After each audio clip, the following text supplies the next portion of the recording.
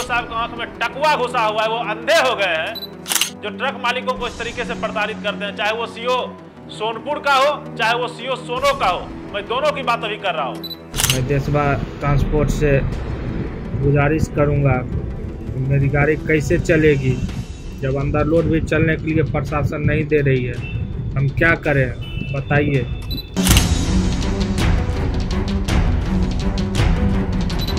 शायद ऑफिस में बैठा हुआ सीओ अपने फूटे हुए आंखों से, अंधे आंखों से, टकुआ घुसे हुए आंखों से लोगों को, ट्रक मालिकों को प्रताड़ित करता है। और जिस तरीके से उसका चमचा बेलचा दलाल थाना के साथ मिलके रंगदारी वसूलते हैं, दलाली वसूलते हैं।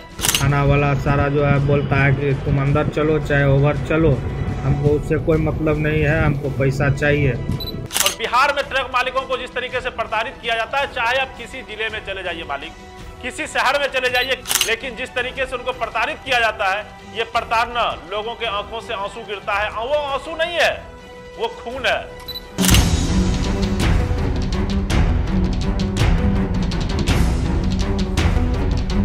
आज मेरे पास सैकड़ों फोन आया है, मेरे चैनल में सैकड़ों फोन आ चुका है, और वो सिर्फ बिहार से नहीं आया है, क्योंकि ट्रक वालों की समस्या, ट्रांसपोर्टरों की समस्या भारत के हर कोने में है। और मेरे पास असम से, गुजरात से, महाराष्ट्र से, बंगाल से, कहां से फोन नहीं आया है। मैं आप सबों को आश्वस्त करता हूं, मैं आपका सुख का साथी रहूं न रहूं, दुख का साथी जरूर रहूंगा। धीरज पराशर और देशवा ट्रांसपोर्ट आपसे यह वादा करता है। आप देख रहे हैं देशवा ट्रांसपोर्ट और मैं हूं आपके साथ, आपका साथी, आपका भाई और आपका सुख दुख का साथी धीरज पराशर। आपने कल जो खबर देखी थी वो थी सीओ साहब सोनपुर की। मैं इसलिए चुप हो जाता हूं क्योंकि मेरे पास लगता है ना, जिस तरीके से वो मालिक रो रहे थे ना, वो सीन मेरे आंखों के सामने से हट नहीं रहा है। और अभी मैं जो बात कर रहा हूं वो सोनपुर से आपको डायरेक्ट ले चलता हूं, सोनो जमुई में पड़ता है, और यहां भी सीओ साहब की ही कारस्तानी है। अगर सीओ साहब को पावर मिल गया है तो कहीं 1000 वसूल रहे हैं, कहीं 1 लाख वसूल रहे हैं, कहीं 1 करोड़ वसूलने की भी कोशिश कर रहे हैं। लेकिन गाड़ी मालिक अगर निर्दोष है, बेगुनाह है, फिर भी अगर पेमेंट नहीं करता है, पैसा नहीं देता है, तो सीओ साहब बिना देखे हुए, सीओ साहब की आंख में टकुआ घुसा हुआ है, वो अंधे हो गए हैं जो ट्रक मालिकों को इस तरीके से प्रताड़ित करते हैं। चाहे वो सीओ सोनपुर का हो, चाहे वो सीओ सोनो का हो, मैं दोनों की बात अभी कर रहा हूं। शायद ऑफिस में बैठा हुआ सीओ अपने फूटे हुए आंखों से, अंधे आंखों से, टकुआ घुसे हुए आंखों से लोगों को, ट्रक मालिकों को प्रताड़ित करता है। और जिस तरीके से उसका चमचा बेलचा दलाल थाना के साथ मिलके रंगदारी वसूलते हैं, दलाली वसूलते हैं। और बिहार में ट्रक मालिकों को जिस तरीके से प्रताड़ित किया जाता है, चाहे आप किसी जिले में चले जाइए मालिक, किसी शहर में चले जाइए, लेकिन जिस तरीके से उनको प्रताड़ित किया जाता है, ये प्रताड़ना लोगों के आंखों से आंसू गिरता है। वो आंसू नहीं है, वो खून है। पहले आप इस वीडियो को देखिए। जो ट्रक मालिक, बेगूसराय के ट्रक मालिक है, उन्होंने मुझे यह वीडियो भेजा है। पहले उस वीडियो को देखिए और उसके बाद मैं आपको बताता हूं।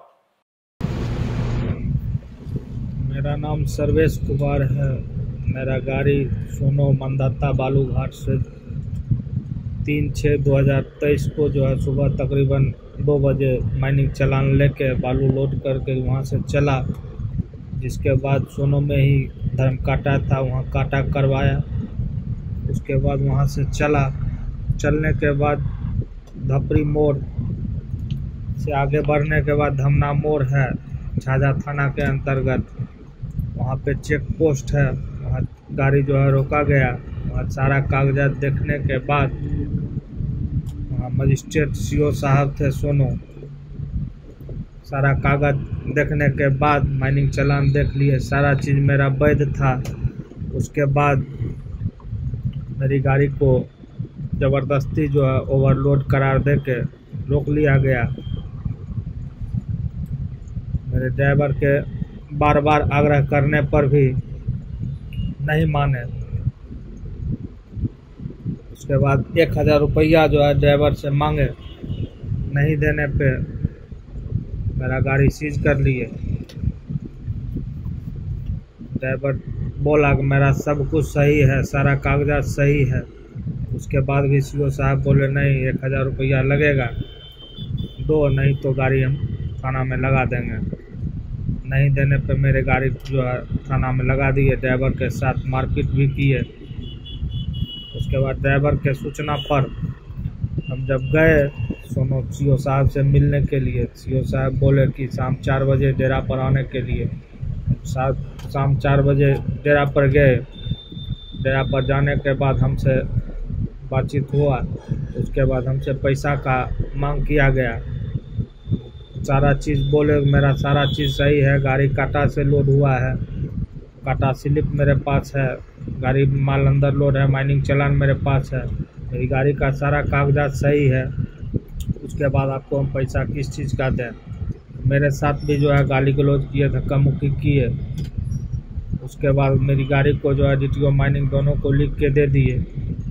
माइनिंग करवाए। माइनिंग में भी अंदर लोड मेरा गाड़ी पाया गया जांच के क्रम में। उसके बाद DTO साहब भी चेक करने के लिए माइनिंग MBI साहब को दिए। MBI साहब भी जो है गाड़ी चेक किए, मेरा गाड़ी अंदर लोड था, सारा चीज़ लिख के दिए। सब कुछ करवाते करवाते मेरी गाड़ी जो है 11 दिन पे गाड़ी छूटी। मैं देशवा ट्रांसपोर्ट से गुजारिश करूंगा कि मेरी गाड़ी कैसे चलेगी जब अंदर लोड भी चलने के लिए प्रशासन नहीं दे रही है। हम क्या करें बताइए। माननीय मुख्यमंत्री जी मेरी बात को जो है गंभीरता से लीजिए। थाना वाला सारा जो है बोलता है कि तुम अंदर चलो चाहे ओवर चलो, हमको उससे कोई मतलब नहीं है, हमको पैसा चाहिए। तुम अंदर लोड करो या ओवरलोड लोड करो, हमको पैसा चाहिए। माननीय मुख्यमंत्री जी बताइए हम कैसे चले। तो आपने इस वीडियो को देखा जिसमें ट्रक मालिक ये बोल रहे हैं कि मेरी गाड़ी अंडरलोड थी और सोनो के सीओ ने 1000 रुपया अगर उनका ड्राइवर नहीं दिया तो इसके लिए उन्होंने गाड़ी को बंद करा दिया। और वो गाड़ी मैं बता दूं 11-12 दिनों तक फंसी हुई रही, जबकि व्यक्ति निर्दोष, गाड़ी निर्दोष, पूरा चालान के साथ। आप DTO साहब का पहले ये लेटर देखिए जिसमें उन्होंने फाइन कुछ नहीं कर पाए। जमुई DTO के पास कोई सवाल था ही नहीं, वो कैसे फाइन कर पाते। पहले आप इस गौर से इस रिलीजिंग ऑर्डर को देखिए जिसमें उन्होंने लिखा है कि इस गाड़ी में सब कुछ सही पाया गया। पहले आप इस फोटो को देख लीजिए जो विमुक्ति पत्र दिया गया है जमुई DTO के द्वारा।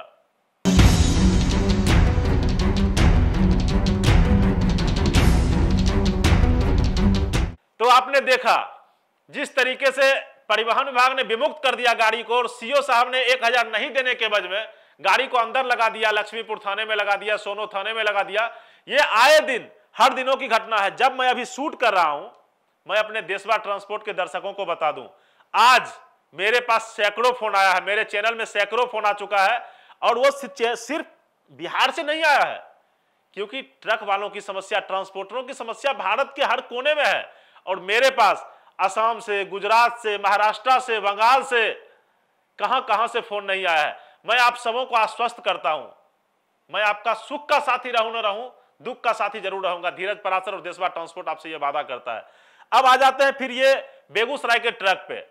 अब आप देखिए इस ट्रक को, जिस तरीके से खनन विभाग ने इसको क्लीन चिट दिया है, और खनन विभाग भी इस पे फाइन नहीं कर पाया क्योंकि गाड़ी ओवरलोड थी ही नहीं।